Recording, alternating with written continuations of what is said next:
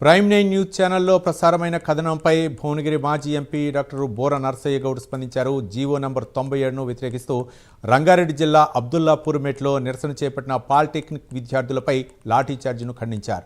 ప్రభుత్వ పాలిటెక్నిక్ కళాశాలను PPP university పరిధిలోకి తీసుకురావడం వల్ల విద్యార్థుల డిప్లొమా గుర్తింపు, ఈసెట్ లెటరల్ ఎంట్రీ, ఉన్నత విద్య, ఉద్యోగ అవకాశాలపై అనిశ్చితి ఏర్పడుతుందని ఆందోళన వ్యక్తం చేశారు.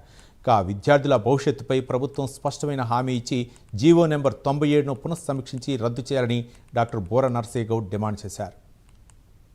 ఈరోజు అబ్దుల్లాపూర్ మెట్టు మండలం రామోజీ ఫిలిం సిటీ దగ్గర పాలిటెక్నిక్ విద్యార్థులు జీవో నెంబర్ 97 వ్యతిరేకంగా ఒక డిప్లొమా కోర్సు, వారి యొక్క భవిష్యత్తు ఇంజనీరింగ్ లో పోయే అవకాశం ఉన్నటువంటి కోర్సును రద్దు చేస్తూ ఏదైనా యంగ్ ఇండియా ఏదైతే ట్రైనింగ్, అది కేవలము under the labour department training ఉంటుందో దాని కింద మర్జ్ చేస్తూ తీసుకున్నటువంటి తలకాయ లేని తెలంగాణ ప్రభుత్వ చర్యను వ్యతిరేకిస్తూ విద్యార్థులు అక్కడ ధర్నా చేస్తుంటే వాళ్ళని ఒక క్రిమినల్స్ లాగా విపరీతంగా లాఠీ చేసి, నిన్ననే మహబూబాబాద్లో చూసాం, ఒక ఇన్స్పెక్టర్ గొంతు నిలుపుతున్నారు విద్యార్థులను. ఈరోజు అబ్బాయిల్ని విపరీతంగా లాఠీ చార్జ్ చేయటం బీజేపీ తరఫున తీవ్రంగా ఖండిస్తున్నాం.